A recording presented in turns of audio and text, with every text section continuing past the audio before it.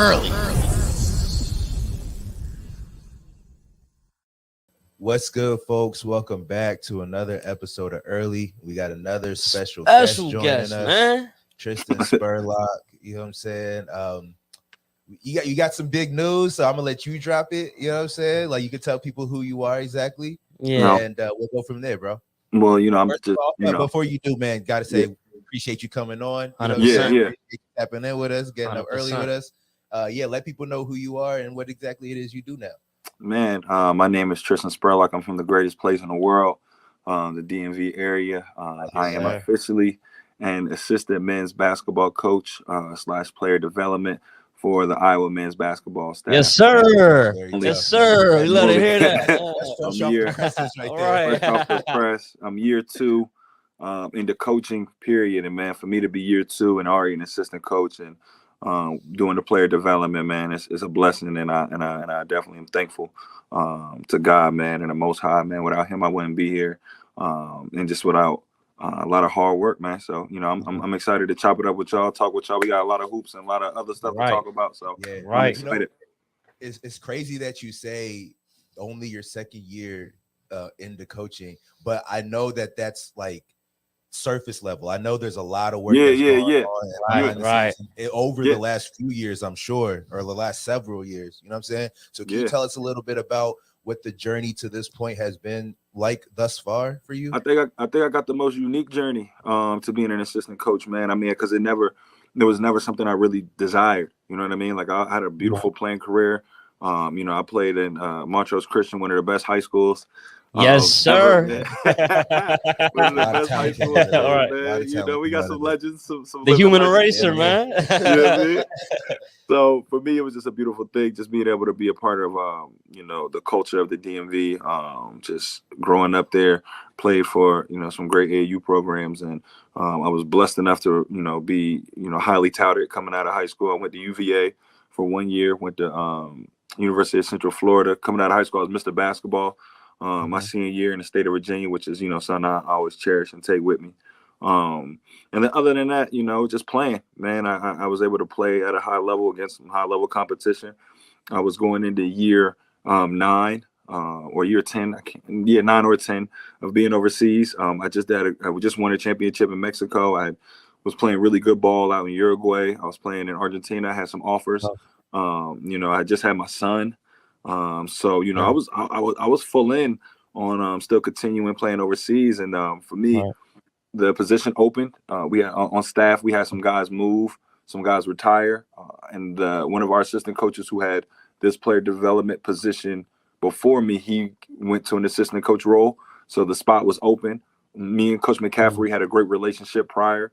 We sat down, we talked about it in full and detail, and he didn't know. It was funny because I'm out here hooping like with some of these guys that ended up, starting to train and starting to, coach. So he looked at me and was like, Tris, like, I saw you a week ago. You look good. Like, you want to coach? Like, you want to jump into this now? You were just hooping with these guys. You was just talking trash to these boys. Like, people you want to coach? Think coaching's reserved for like people that are not playing no more. People that got put their playing days behind them. So what does that appeal to you, right? Why did you just start even entertaining it? It's like, yo, I can hang with these boys. Like, I'm going crazy my damn self. But it's like, there must have been something where you're like, damn, like, if I can impart the game or like share my perspective, that got me a little bit more geeked.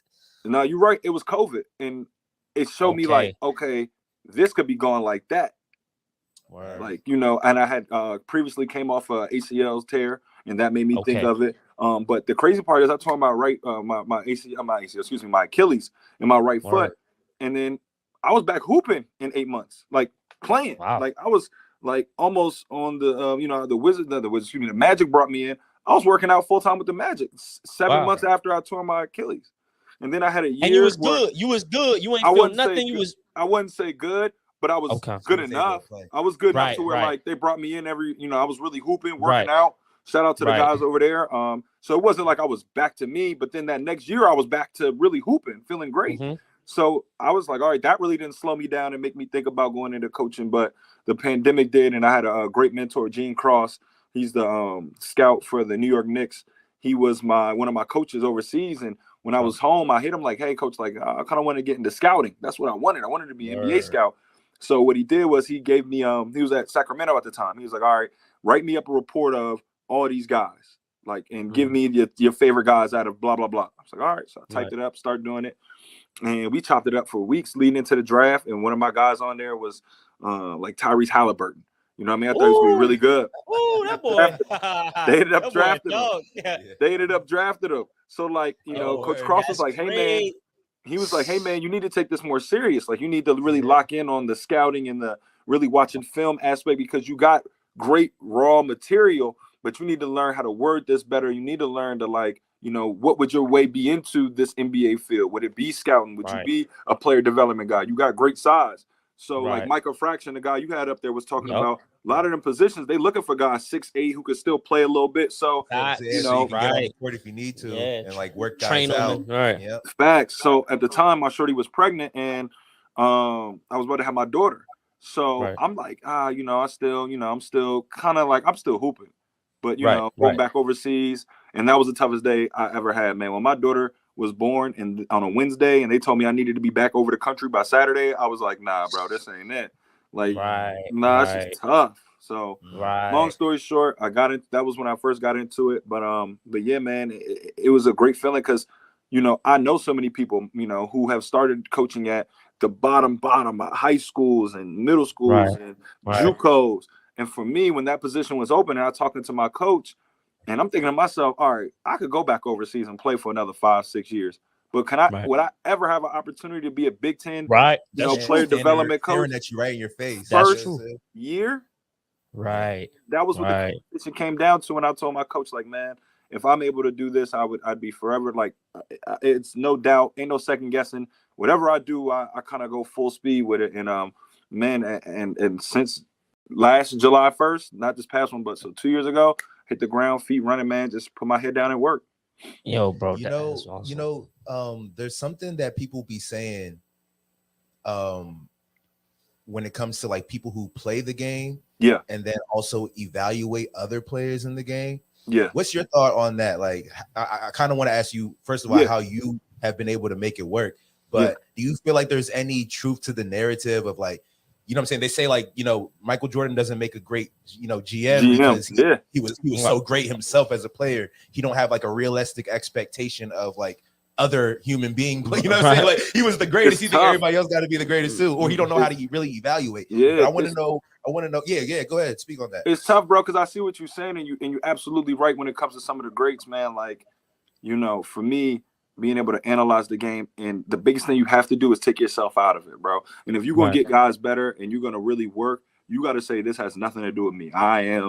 You have to completely, like, little yourself. It's all about you. I'm trying to get you better. I'm trying to push you to a better, and it has to be like that when you're analyzing guys. You can't look at guys and go, I would have made that shit. Like, I would have done that's crazy, right? You can't be like, man, he's soft, man. I used to be outside. Oh, he's sick today? I never was sick. You can't be that. It ain't gonna fly for you, bro. You call that an injury, bro? Like, that's not an injury. Exactly. And that's how you be able to really tap into these other kids and get them better, or even scout, or even, you know, acknowledge if a kid is good enough, taking yourself completely out of it. So for me, I mean, now at the position I'm in, when it comes to these guys, I'm trying to be as selfless as possible. Whether you need me at 6 a.m. or you need me at 11 p.m. at night, you know, it's very different from the NBA. There's so much more red tape, yellow tape here at the college level than there is in the NBA when it comes to the amount of hours we can work, who I can work with, when I can work with them. So last year, I was just director of player development. So I couldn't be on the court, on the actual basketball court, unless one of our coaches was gone. So that means I couldn't be involved in certain stuff unless one of our coaches was out recruiting. Now that I'm an assistant, NCAA has opened up more roles. So now I'm an assistant coach / player development. I'm now able to do all the workouts, and I'm on the court as much as any other assistant. So I do everything except go on the road and recruit. You know what I mean? I do everything else. Like, I can run practice if coach is out. I can do workouts at 6 a.m. I could do everything, but go on the road and recruit.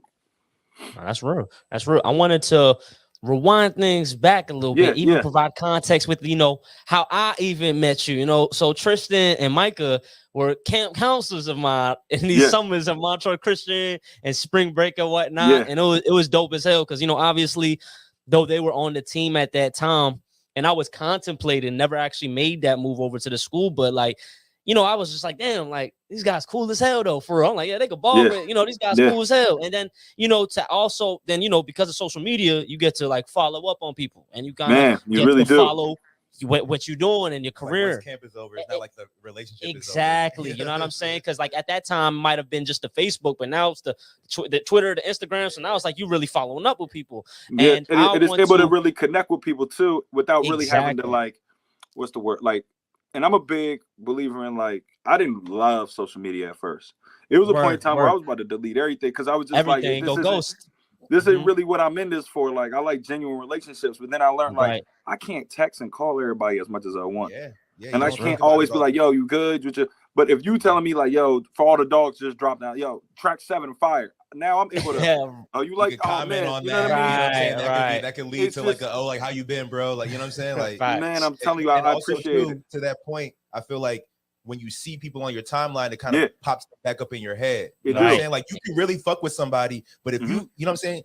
Everybody's life is so busy and like it's full of stuff that life be life. If you can literally forget about somebody and not think about them for like 3-4 months, and it's like, no, I got love for this person. I've been busy. I've had my head down. You know what I'm saying? You see it on the timeline. You see that person on your timeline. You could be like, oh, like let me tap in. And you know, going back to you know, rewinding all the way back. I'll go, you know, pretty far back. You know, for me, it started with my pops. He put the basketball in my hand. I loved football. I wanted to play football, but he kind of knew and saw early, like, all right, bro, like you might be all right at that, but you special at this. You could be really great at this. Like you cool at that, but this is where you'll be a little different. And you said what? You 6'8"? Is that what you said? I'm 6'8", but my dad only like 6 foot on a great day. Like we give him 6 foot. We give him 6 foot, but if I brought that measuring tape out, I know my dog would get nervous. You know what I mean? I give my man 6 foot. My mom only like 5 foot. You gotta have the thick enough socks on. My mom's is only like 5'7". So for me, it's you know, I never thought I'd be 6'8".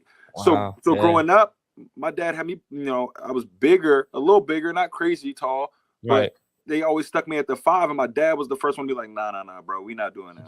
He ain't no center. Come on, we not doing that. We playing the point, and he just put me at the point. He made me play point everywhere. He started a little mom and pop AAU team. He picked all the kids up. I mean, for real, like practice, picked all 6 of us up for practice for the game, picked all 6 of us up. And I mean, we took some L's, like we lost a lot, but for me, I played the 1. And I was able to really, all right, you know, we down, but ain't nothing to lose, you know. So I was always super competitive. It's crazy to see my son and daughter now because they're super, super competitive at 3. You know, my daughter just turned 3 yesterday. And then my son will be 2 next month. So like just seeing how they are, this crazy age, I'm like, daggone, like y'all are sick, bro. Like y'all really competitive. Like, when did you realize it though? Because your pops telling you to make the transition. So when in yourself you like, damn, pops was right. This my thing right here. Coming to terms with probably 100%. Like, this makes sense. Even if I don't agree with it, like I see where he's coming from. Right. And I always say this about parents and kids. And now that I'm a dad, like you got to give a kid a dream. You got to give a kid a vision. Kids ain't gonna wake up and just have dreams and visions for themselves. You know what I mean? Like jokingly, like Joe Jackson had to whoop Michael into that. He had right. You know what I mean? Like I was watching Venus and Serena, that movie with they pops. Like they just woke up one day and was like, yo, I want to be the greatest tennis girls ever. Nah, you gotta as a parent, you gotta give a kid a dream. And my dad, and even my grandpops and my uncles, like they pushed me all the time to play and bullied me. And you know, my dad wasn't no hooper. He didn't play middle school ball, but what he did was drop me off and let me play a lot, pickup, hooping, outside, inside. Like I never. You know, I didn't have a PlayStation or whatever until I got way older because it was just I was locked in. But I probably saw it around 7th grade, like middle schools when I kind of was like, all right, I'm one of them. Like, all right, I'm separated. And then 8th grade, probably the best decision my parents ever made. You know, I'm still playing for my mom and pops. We scrimmaged this DC Blue Devils back in the day, which is now Durant. DC Blue Devils head coach of the team was Morello Vest. And he's the assistant coach at Paul VI now, still a great guy, great mentor for me now. He went to my mom and dad and was like, hey, we just scrimmaged your son. The team stinks, but your son is pretty good. I would like to take him with me to Vegas. And we went out there to play. I want to take your son with me. My mom and dad was like, my dad was cool with it. My mom was like, if you take my boy out there to some Vegas, you better bring my boy back with everything he got. You feel me? That boy better not come back with no piercing. So they let me hop on a plane. No nothing. So I hopped on that. My boy better not come back with no new experiences. He better be the same. You know, Vegas different. So right. If you ever heard about I hopped on that plane. Baby did Lil Wayne, especially in that time too. We talking like what, maybe 04, 05, 06, like it's a different era. That slogan, what happens in Vegas stays in Vegas. Vegas. Yeah. So I jumped on a plane. I went out there in 8th grade. You know, I thought I played okay. I thought I played good. Nothing too crazy. And I came back and I was one of the top ranked 8th graders in the country, man. I played 16s. I played 17s as an 8th grader. People didn't know who I was or how old I was. And you know, once I left there, it kind of was, you know, a name, like a national name. And going into my freshman year, I went to Woodbridge High School as a freshman, started, played, did all that great stuff. You know, and then went to Montrose right after that. And that's kind of where things really picked up too. Did you go to Montrose because I guess like you literally seeing like, damn, they got Durant, they got Vasquez. No, got all these I was supposed to go. I was supposed to go to Montrose. So back to 8th grade, you know, once I blew up, I had some offers to go to these high schools. This is, you know, DMV so competitive. They recruit you for high schools. You know what I'm saying? So I was supposed to go to O'Connell with Joe Wooten. And then right before I made my decision, Montrose came in and was like, man, like, you want to come play for us, blah, blah, blah. And I didn't want to, I had braids. You remember I had braids. I didn't want to cut my hair. I didn't want to cut my hair. So I had all these. So this is like how like I all these high schools want me to come, but I was like, I'm not cutting my hair. Like, I'm not doing that. Right. Never really clicked like, all right, bro, like you wilding right now. This is big time basketball. You over here talking about your hair. Yeah. So I didn't want to cut my hair. Yeah, I spent the block though. So after I did my first year, as soon as the season was over, like I kind of realized, okay, I got to go to. I'm a big fish in a small pond. I got to step it up. I got to go somewhere that is going to allow me to really show my full potential. And Montrose was the spot. Katie, I had a relationship with Katie before that with DC Blue Devils. Okay. So kind of, you know, new guys there, new Katie there. He was playing 17s when I was playing 16s and 15s and stuff like that. So, you know, when I got there, Gravis Vasquez was one of my favorite players. He ended up playing at Maryland. Great career. Played in the NBA. Love Gravis. And even my teammates there now, like Doug Brownman was there. Michael Fraction. That's where me and him linked up. That's my dog to this day. You know. Is it Isaiah Armwood was on that? Zeke was there. Yep. Zeke was there. Isaiah was there. Terrell Vincent. Adrian Bowie, who played at Maryland. I mean, we had guys. AB was a dog, man. He was a dog in high school. He didn't get enough love. But I mean, so many guys, man, from Brandon Rasco, RIP, rest in peace, Sean Rasco. Like we had a lot of guys, man, and it was the first time it was like, oh, I'm not a big dog anymore. And at that time, I was ranked like top 25, but I had two teammates in my same class that was like top 10 and top 15. So even on my team, I wasn't even special. Like I was like, all right, cool, but like we just had KD. We just like you're not even the best in your sophomore class, bro. Like you, who you talking about? You feeling regular? Like damn. Like how did you feel about that? How did you feel about that? Like, did you appreciate the fact that you was balling with people that were better than you, or did you? Because I know as a kid, sometimes you want to be like the best and clearly the best. Yeah. But sometimes, you know what I'm saying, that's not the best thing for your development. So like, if you can take yourself back to that time, how did you actually feel about that? Or you might have been looking at these niggas like, damn, they really like that. Like I thought I was like that. This. That first day, I remember that first day getting in the car with my dad. I was like, we get in the car. I got dunked on. Katie dunked on me something terrible. So it was summer workout. I keep it a you was blocking shit. You would really go up to block people shit. You would Tristan. If you knew in high school, like as much as he could put the ball in the basket, he was known as a defensive stopper, nothing, no fly zone, and he's not no 5 or 4. No, I wasn't. That's the thing. Like you wasn't just gonna punch on me. I was gonna go get it. And that was the first time I went to go get something, and it didn't go like I thought it was gonna go. It didn't go like that.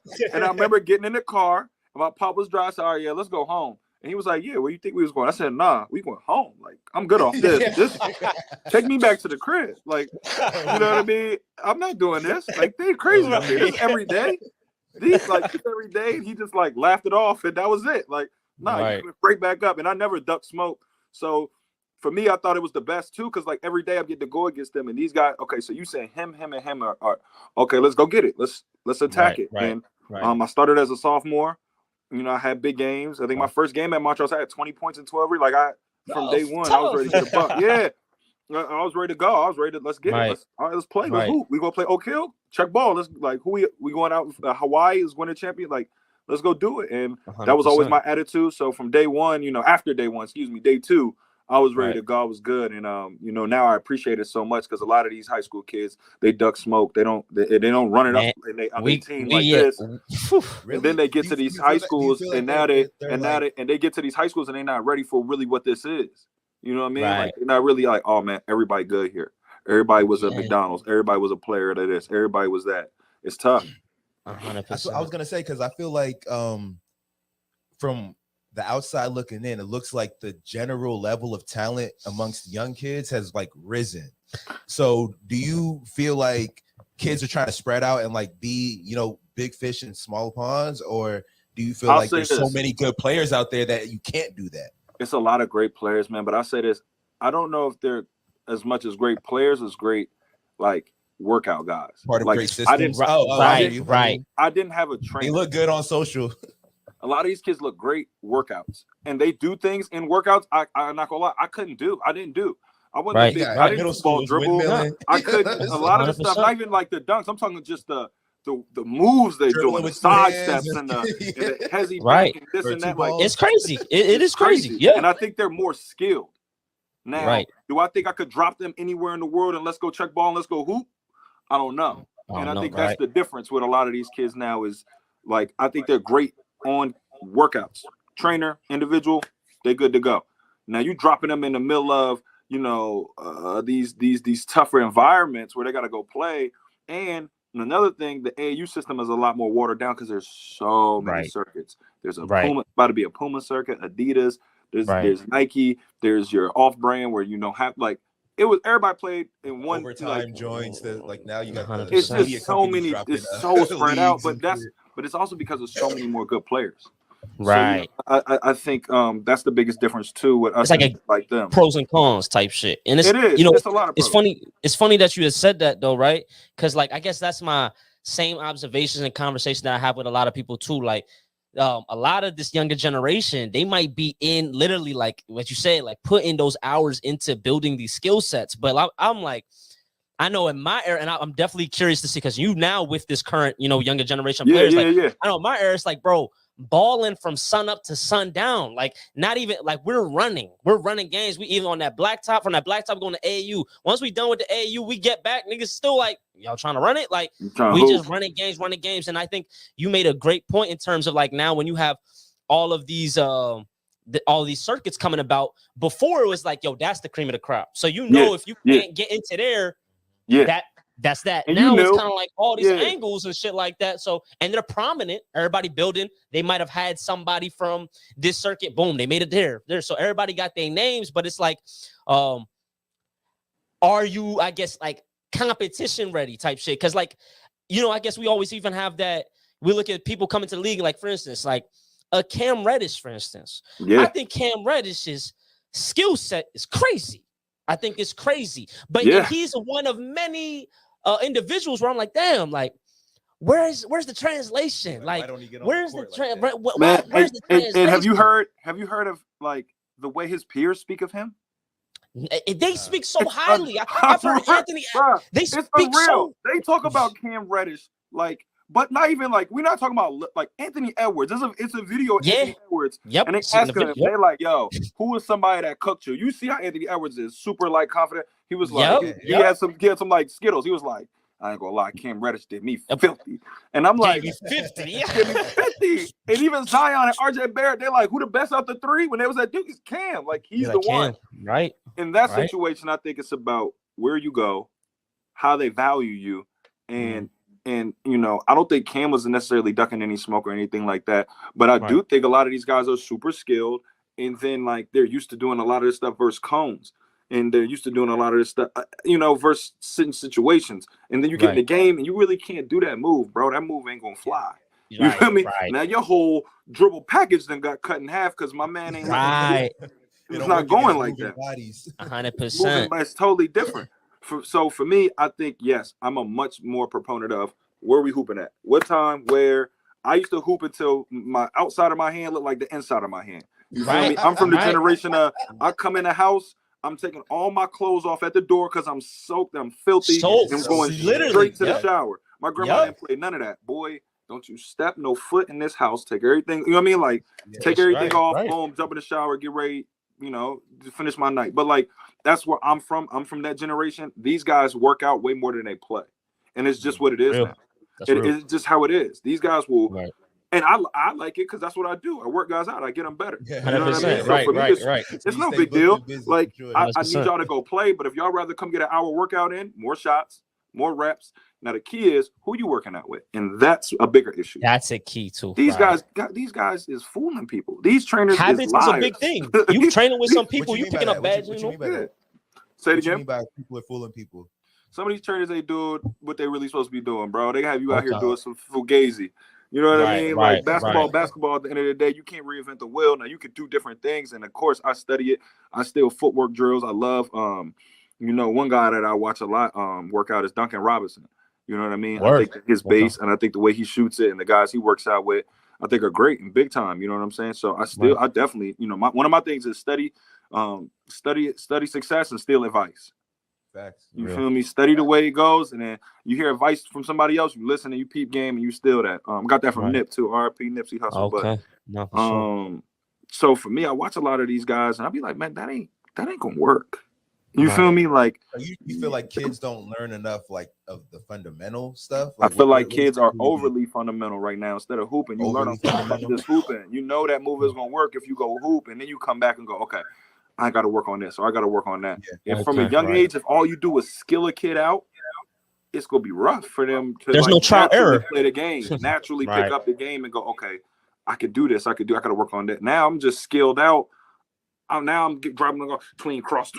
And, man, that ain't gonna work. My man, slide. No, better do something different. You better figure. You know, it it's out. a perfect example, man. And like, you know, and I fuck with this player, but it's so funny. Like everybody in the off season in the open gym. I know who you gonna say.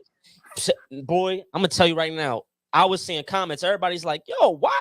They need to give Mitchell Robinson more PT. This boy Mitchell Robinson coming down the court, hitting boom, boom, boom Mitchell around Robinson for the Knicks. Yeah, coming around the back, showing the like drill pack. Bro, everybody like, yo, Mitchell. I never seen this side of Mitchell. I'm like, bro, when he checking that game, they gonna tell that boy stay in the paint.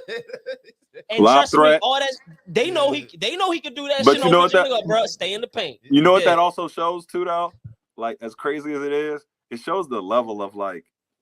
Okay, NBA, and no disrespect, you make the NBA right. But really, like, you know, NBA guy versus the level of everyone else. Because when you see them regular guys, and for me, it was a guy, Courtney Lee, right? Every summer I played with Courtney. So maybe my vision of Courtney Lee was a little skewed. He had a great NBA career, but I got to see Courtney every day. And I'm like, nah, bro, if I'm Courtney, you good, but I'm right there with you, bro. You right. You make it 120, and all you do is shoot the corner three and defend. Pick up, and that's what you see in the league, right? That's all you see a dude do. All you do is defend and shoot it. Then you get pick up, and he hit you with a little combo. You like, Jesus, this damn. Yeah. Courtney Lee hit me with that. Yeah. Yo, Courtney, you ain't no all-star. You just a regular. You're not for real. I need to relax. I gotta stop talking to these guys. Like, you know what I mean? Look at Andre Drummond. Andre Drummond, my man. You catch Andre Drummond out at LA Fitness or some stuff, he gonna look like Wilt Chamberlain out that jump. He gonna look crazy, right. So a lot of these dudes out here, a lot of these regular casual fans be disrespecting these players. You jump out there, and I'm not talking about like the average person. I'm not even talking about that. I'm talking about like even overseas guys, a good basketball player. You jump out here with these NBA guys who you think sorry, they gonna tear you out the frame, bro, and it's gonna get dark for you. I'm telling you. Right. That reminds me of that. I don't know if y'all watch Gil Arenas' podcast. Yeah. He was talking to Rashad McCants about that shit. Rashad McCants. I don't know why any country has a chance to get an NBA team. He said him and Jennings are wild, and I was like, bro, so stop. the Nuggets would beat what he said, Yugoslavia, like 100, 200. He said Wiggins, and I love Wiggins, but he kept saying Wiggins. He said, man, name a team. Crazy. He said, name a team. He was like, my team at Lebanon. Kevin Martin. You gonna beat the Nuggets and your man smoking cigarettes. Yo, that was crazy. Your teammate in Lebanon smoking cigarettes at halftime, and you think he gonna beat somebody? Come on, man. Stop, man. Nah, bro. That shit was hilarious. But like, all right, so going back, right? I want to, because I feel like this is a very important and pivotal moment in a lot of players' career, right? Where you're reaching the end of high school, right? How do you go about deciding the next transition, how you want to go into the league? Now, so obviously now there are so many outlets. So many different you don't it ain't no, bro, you gonna go overseas, or you're gonna you're gonna go over, you're gonna go to college, you know what I'm saying, and play those the minimum 2 years, whatever, and then try your hand in the draft. But for you, right, you said you went to UVA, but like, how was it? Just a clean process? They give you a scholarly amount, or did you have to really weigh decisions, see how my quality of life gonna be over here versus anything else, or like, was it just clear cut? And then to follow up, why'd you transition just after 1 year to UCF? Yeah, so for me, it was different because I knew early I was an ACC baby. You feel me? I grew up watching the ACC. I loved Maryland. I was a Duke fan at a young age. You know what I mean? For no reason, because nobody in my house liked Duke. But for no reason. But I did like it. You know what I mean?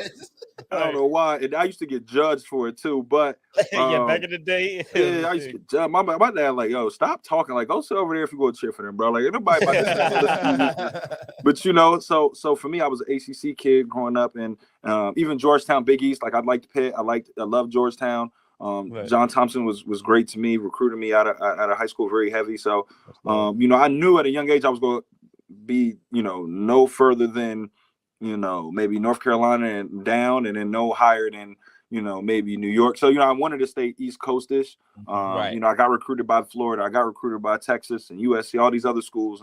But I kind of cut my list early. Louisville even offered me. They knew, like, Rick Pitino offered me a scholarship.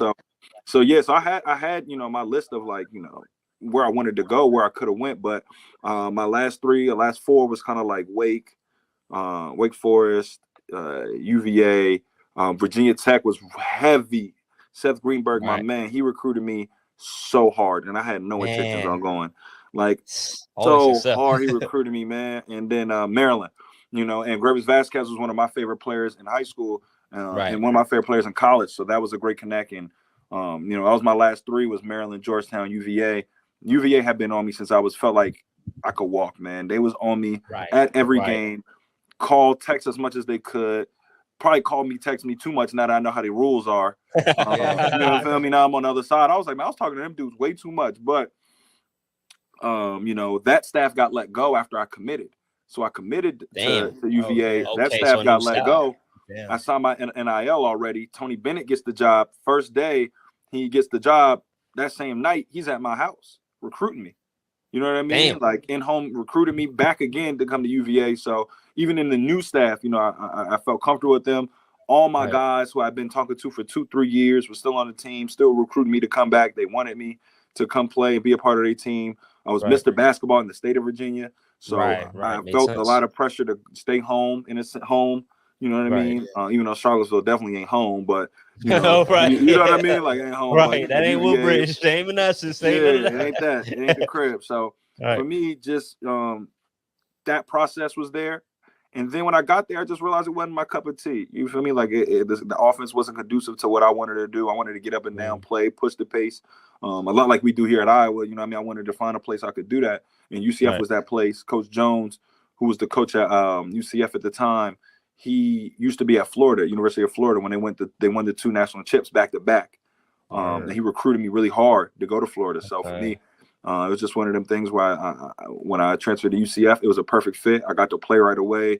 Started from damn near from day one, hoop from day one. Got to be myself, and I had a lot of great memories there. That's very so. Tough. I didn't. To go into more detail, I didn't have like, overseas as an option. I didn't have, the OTE that these kids have now, where you can kind of get some type of, some payment right away. So I didn't even think twice about not going to college. I knew I was going to college. In my mind, in a lot of top tier freshman minds, you don't think you'll be in college long. I did my 1 year. I remember I'm in and out. I remember I was in a magazine and it was like a picture of OJ Mayo and a picture of me.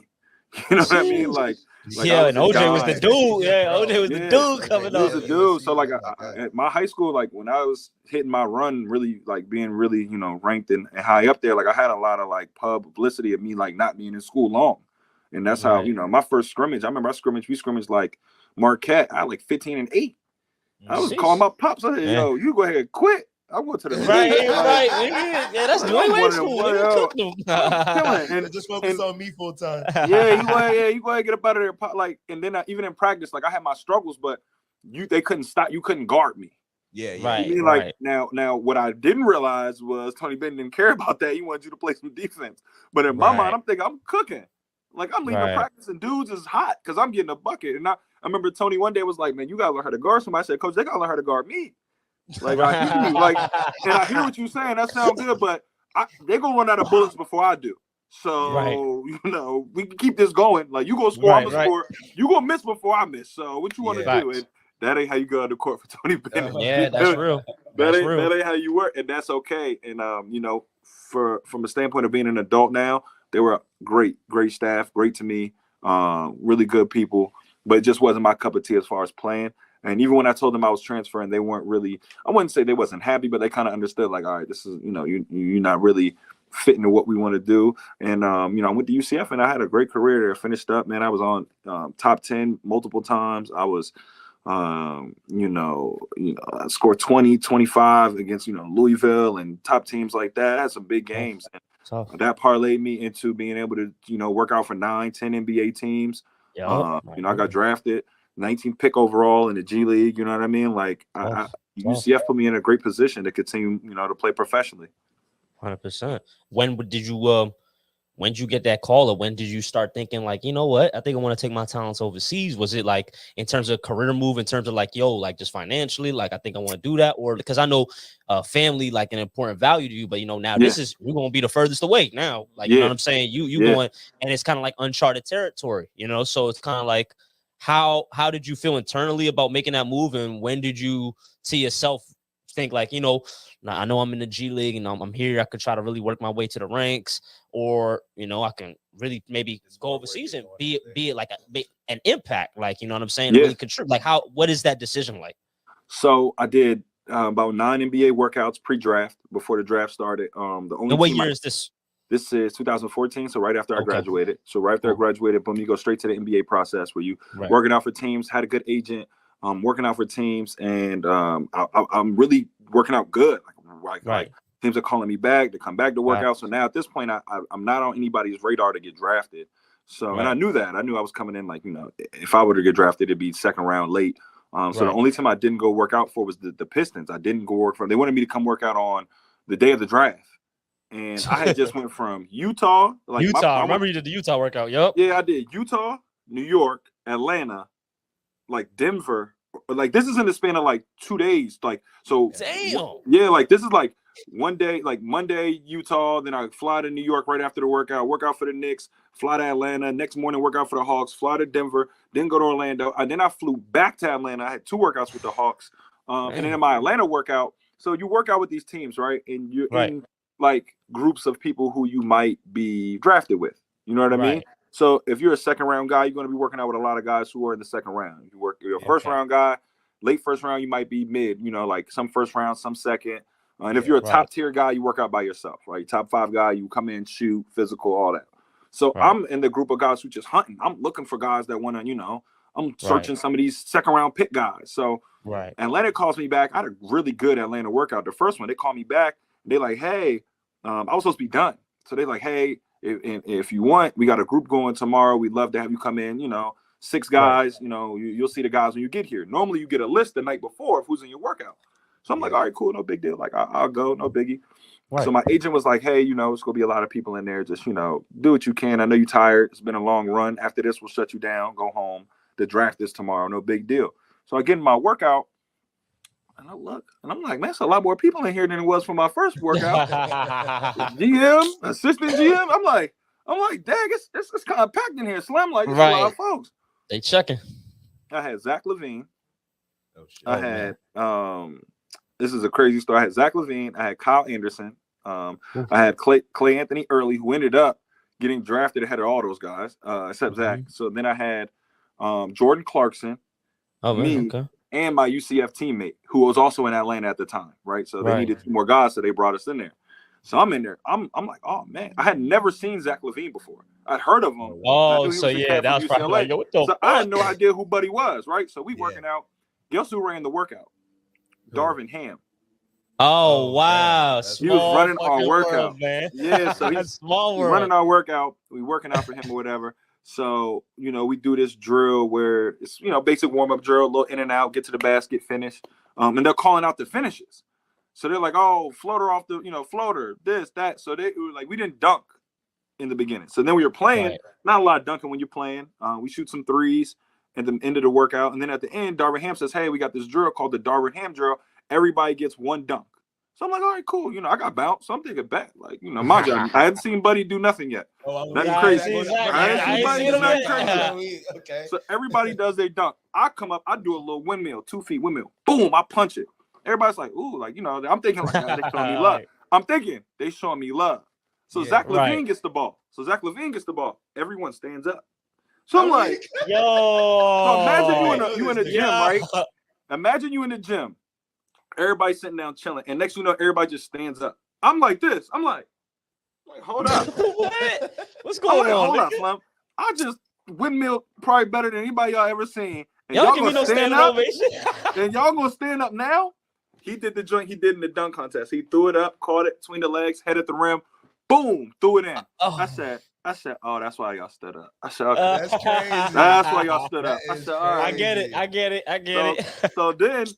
So Darvin goes, all right, only 2 of y'all. I'm gonna let 2 of y'all get one more dunk. Because he didn't even know my name. He was like, you and then Zach, y'all each get one more dunk. My man's from UCF, Zeke, Isaiah Sykes, my man's.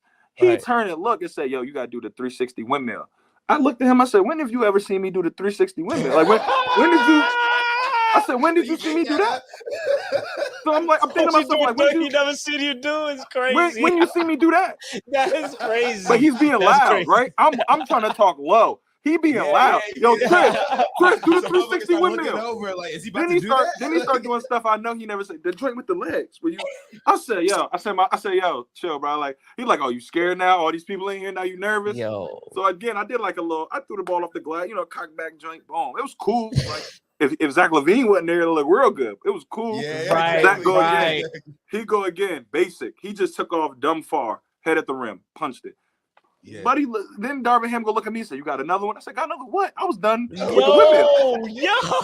Hey, I did not sign up for this.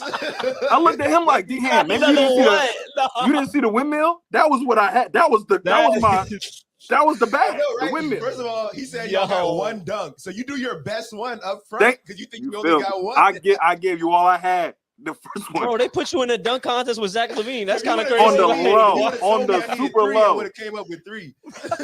So I do that one, right? So we get in the car. My agent automatically, he called me, said, man, I don't know what you did in there, but they messing with you. Like Atlanta really like you. So I got another workout for you on Detroit, but it's tomorrow, day of the draft. They don't even have a second round pick.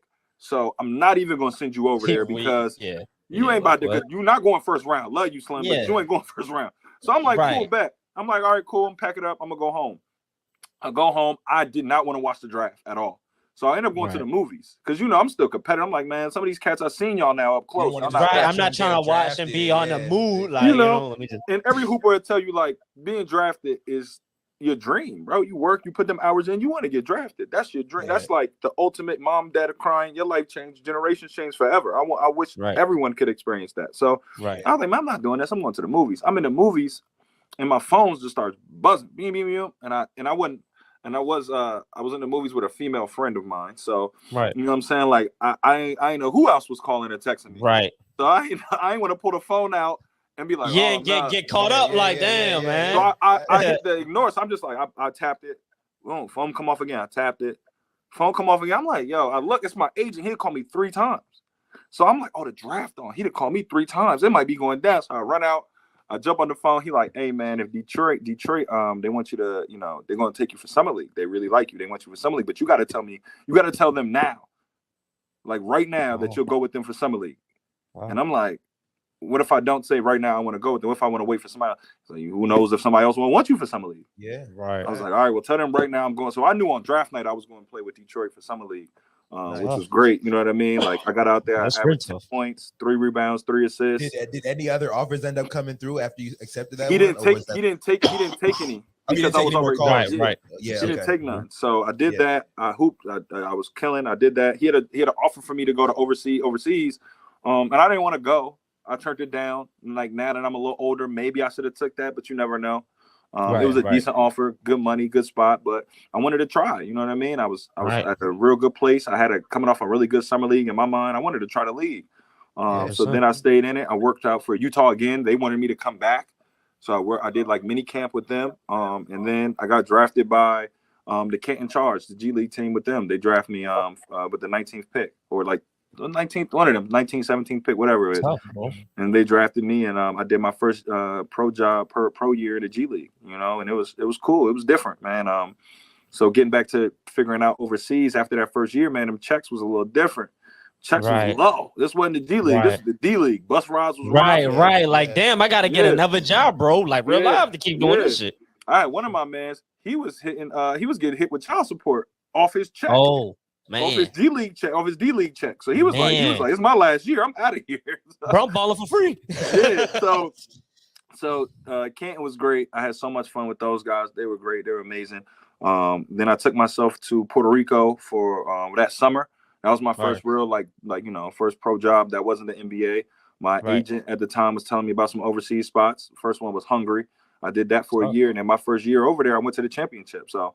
I had a great, run from all my teams, but that was my first one. I went to the chip, lost to a team. I was playing against a team that had 3 guys that was making more than our whole roster. You feel me? Like I played against, we took them to like 5 games, game 7, the championship. So I had a lot of fun, but that was it for me. I just wanted to, not only play at a high level, but, start making some money and start earning some money for my career, which, I did. I played in Argentina, some of the best basketball in the world. I played in China. Uruguay was the last spot I was in. What was the favorite experience? Because what you just mentioned, Hungary, Argentina, China, these are fundamentally different places. Yeah. So which were you vibing with more while your time were you like, yo, this is cool, or was it all the same? It's like, yo, it definitely wasn't all the same. I tell you, it wasn't all the same. Hungary was cool because that was my first year, and I had brought my mans with me. He was working at a Boys and Girls Club, my right-hand man. He was working at a Boys and Girls Club, and this is how close we was. It's different now with college and college back then. So when he was working at the Boys and Girls Club, he used to bring me, he was in charge of like the inventory. So he would bring me like cases of them nuggets they was feeding them kids, the juice pouches with the little poke holes. He would bring me cases. Like it just put it in the freezer. Like, yo, here you go. So I used to look out. So he was good. So when the overseas team called me, they didn't have a lot of bread. So they was like, look, we don't got a lot of money to pay you, but we'll give you an extra flight. And some overseas teams will do that. They'll give you an extra flight, which is worth, like probably $3,000 or $4,000. So I said, all right, you pay. I said, instead of one flight, give me 2 flights and let my best friend come live with me and we're good. And I'll take that deal. And for what they were offering me was low. So they was like, cool. They was like, bet, we'll take it. Like, whoa, let's do it. And for that, I got them all the way to the championship. You know what I mean? Like, so it was a great investment on their part. Yeah, and it was great for me for my first year overseas. So that your first year, you always remember, bro. Like, and you gave your man's a whole experience. Like, he got a whole experience out of that to leverage. And, this is how crazy it is. He took that. And this is why, I'm really big in like putting the right people around you. He took that and parlayed it into that whole year. He was working to be a coach in his own right, a couple years older than me. So then he starts coaching AAU. He coaches Corey Sanders and Dwayne Bacon, and then he turns that into, he was a college assistant coach last year, and he's about to be on the move now. I know he's about to take a job. I won't say it until he takes it, but now he's an assistant coach in college. That's awesome. You know what I mean? So like, yeah, man. He parlayed that, and you put your mans and your friends in these positions sometimes, and they get corny or they don't work hard. And the crazy part is, I'd asked 2 people before, like, yo, y'all want to come with me? And it was like, nah, I don't want to be over there just hanging off your coattails, and I don't want to be that. It don't gotta be. Who said it gotta be that? Who said it gotta be that, bro? A lot of dudes think that. Yeah, right. And he's like, I don't want to just be over there. What I'm gonna do when you at practice? I'm like, you do whatever you want. That's crazy. You can do whatever you want. Like, I ain't saying you don't gotta iron my clothes or nothing, bro. You just come over here and kick it with me. And one of my other friends, and then one of my other best friend, he was in college, or he would have did it. He even thought about, like, he was hooping, and he was like, man, I quit to do that. Like, but I was like, nah, bro, get your degree, and he did. He got his degree and everything. So that was a great experience having my boy with me. Argentina was beautiful from the standpoint of like the food was so good, bro. Mexico, I played in Mexico. I can't even eat Taco Bell or nothing like that, bro, because Mexico anymore. Nah, I bet it's totally different, man. And that price you pay, you like, bro, I'm getting the most quality eats for fast food prices. Like, man, I don't want to come back. My shorty was like, my shorty, we go out to eat, and she was like, I'm paying for everything. She like, damn, you paying for everything? She was like, no, I can't do that. Like, I'm gonna pay for the next like place we go. We go to this little mom and pop spot in Mexico, and she like goes to pay. We ordered a lot of food, drinks, everything. So she goes to pay, and you get the alert to your phone. She was like, that was $23. I was like, yeah. She was like, I'm paying for the rest of the time I'm out here. She's like, I'll pay for the rest of the time. I said, I'm telling you, like, it's cheap. It's a cheaper way of living out here and quality of food. 100%. It's a lot different. But yeah, man. I love the world thing. Really opens your eyes to just. It does. Life, me and Brooke were kind of talking about this the other day, where America is really set up to be more stressful than life needs to be. Let me tell you about Argentina. So Argentina's so crazy. This called like Medellin, or it's a part of the day. For 6 hours in the day, they go home and stay with their family. So everything shuts down for 6 hours in the middle of the day, bro. So we would get out of practice and have to run to like Subway or somewhere to get food before it all shuts down. And when I say shuts down, I'm talking like the little corner store, everything. You can buy nothing for 6 hours in the middle of the day, bro. I had went to Italy, bro, and they called it siesta. I remember my aunt, she was like, yo, we gotta hurry up, go to the bank real quick. They gonna close at 12. I'm like, it's Tuesday. I'm like, what you talking about?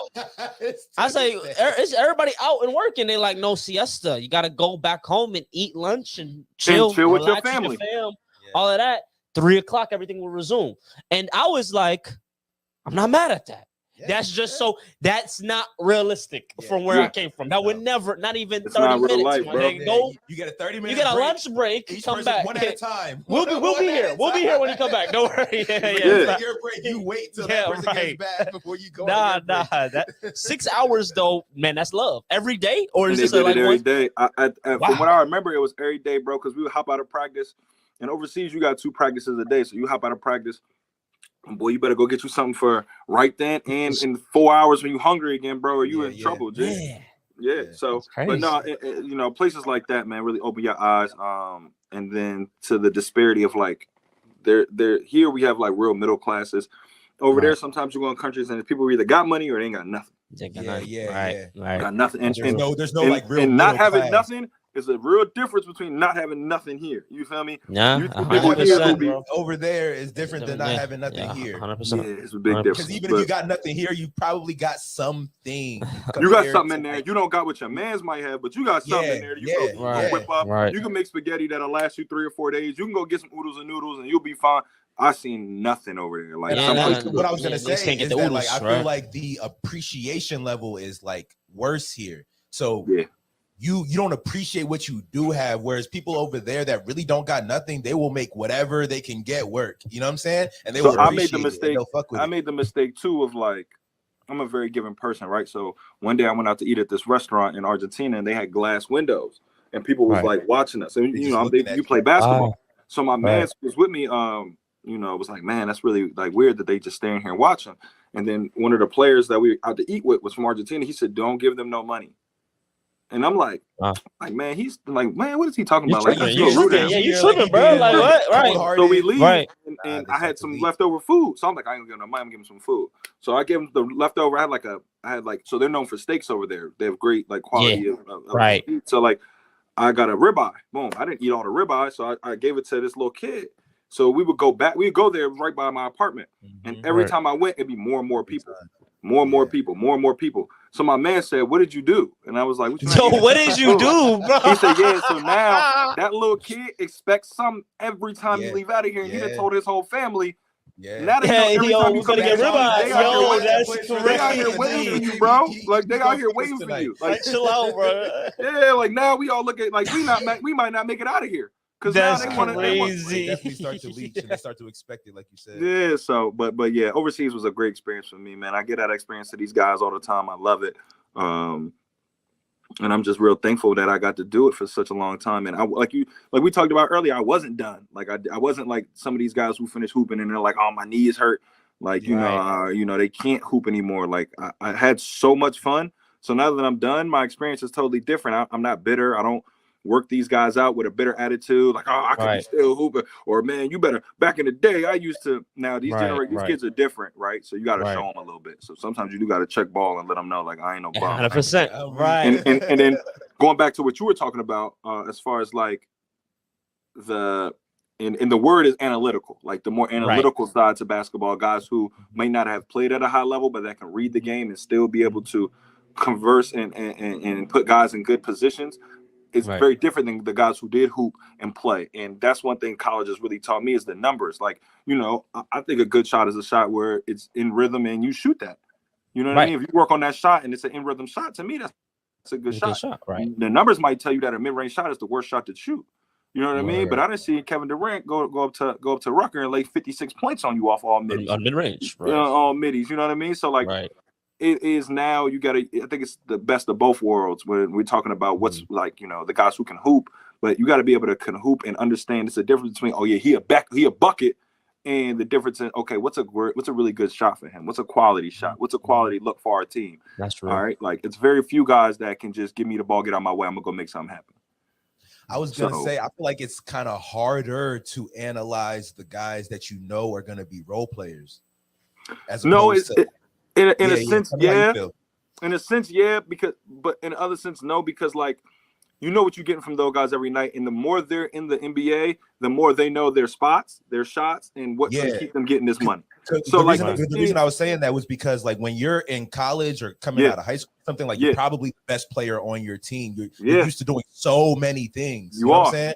Once you get to the NBA, you know what I'm saying? Your role changes. And you're right. It might not be like just like put you there and then you cool with it. You might be like, you know, maybe I feel like I can do more. Maybe I feel like I should be doing more, you know? But that's how guys stick too. Knowing like, all right, this is what's going to get me paid. You know what I mean? And that's how some guys you keep saying like, you see some guys with so much talent, or you see them like, oh, he should be in the NBA. It's this. This. Not being a good teammate, not coming in and knowing your role, understanding how you go get your shots, where you get your shots, and then working on those shots. Ain't no need for you to come down here and work on your tween, sidestep, pull up if you're a corner three guy. Or if you're a great screener, roll to the rim, duck in, lob threat. That's what you need to be working on. So would you say like you're trying to be Kevin Durant? You ain't Kevin Durant. And all these kids want to be 7 foot unicorns. You notice them unicorns done died out. Right. Nah, 100%. And I'll say, no more. Would you say in this day and age more than ever before for us, like I guess like coaching staffs or GMs, that front office, like they looking at somebody coming in with an ego as a red flag if you're not him, like you having this big sense, like of course you gotta believe in yourself. Obviously, everybody has to have that, but kind of like what you're saying, it's like, yo, bro, you're not like, yeah, sure, you're very skilled. Yeah, there's probably a lot of players on this team that aren't as skilled as you, but if you can't fit the cog in the scheme that we want, then that's the smallest thing. You can't do that. I'm really good on all of this other shit that you can do. You can't play the role, and that's like it ain't pickup ball anymore. It's like, yo, bro, just play the role that we can do, and then from there, like that's why I love like a dude like Marcus Smart, because if anybody that watched like a dude like Marcus Smart in college, that boy's a bucket.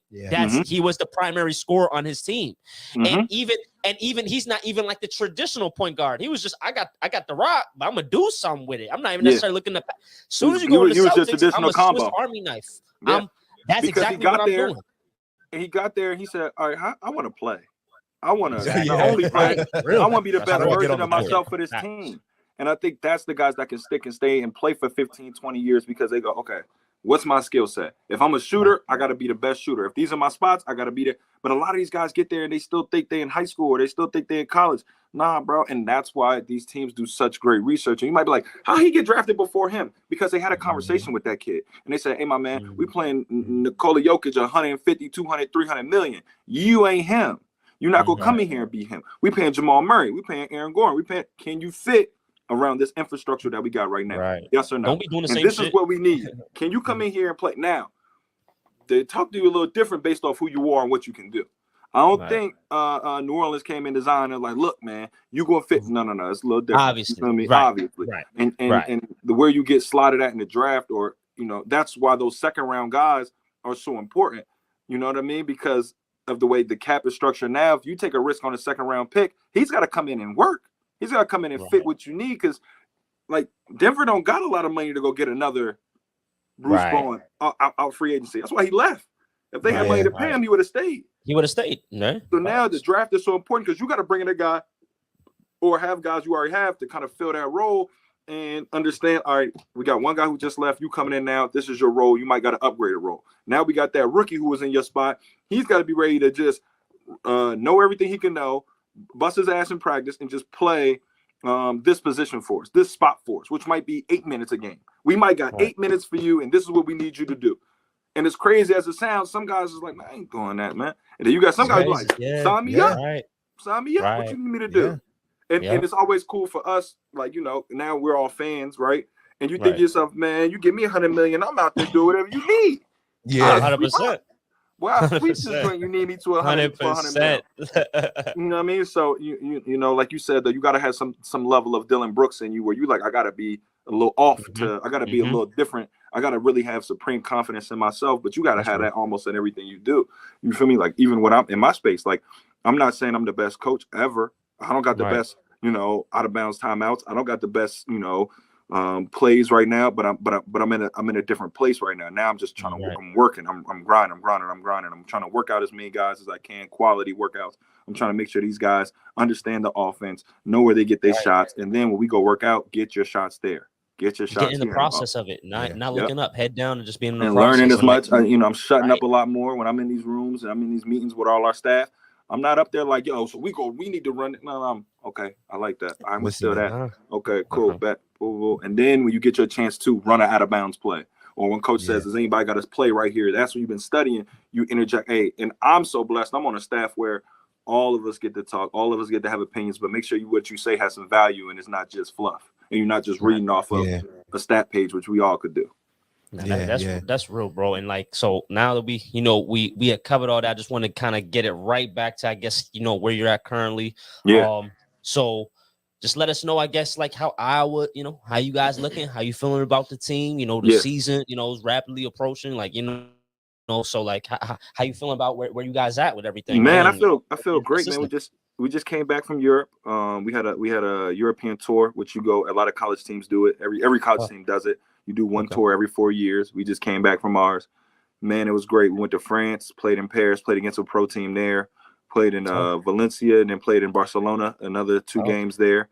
Went 3-0. No game was closer than, I think, 18, 19 points. Oh, going crazy. All right, yeah. Some of those teams, like Oklahoma State went out there. A couple other teams went out there, played against some of those same teams, and they struggled, or, it was a little different for them too. But I know for us, what we did, we went out there and played hard and just, got to it, got after it.